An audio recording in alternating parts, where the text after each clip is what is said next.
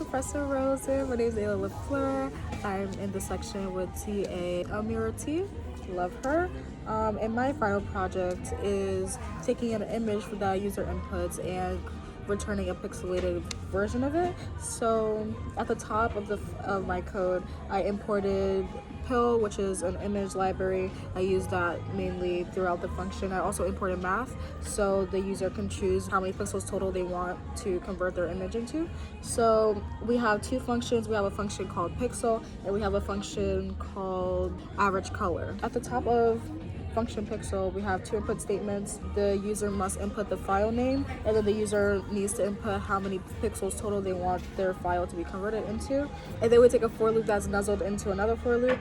So the inner loop is going to call onto the average color function, which is down here. Average color function is going to take a chunk of the image and it's going to return the average RGB values. And then we're going to go back to the pixel function and it's going to take that average RGB value and it's going to make that color the entire color of that chunk.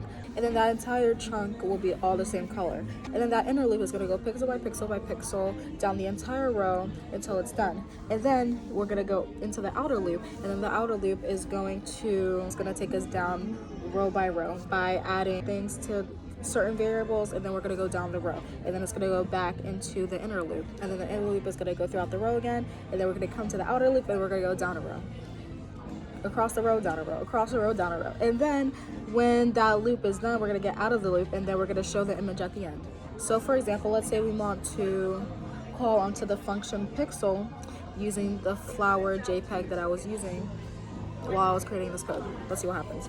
All right, so we're going to go into idle and we're going to run our code. Okay, so the first thing it's going to ask for the name of our image file, and then this time I'm going to use the flower.jpg file, and then it's going to ask us how many total pixels we want to convert this image into, and I'm going to use 1,000 because I think that looks the best.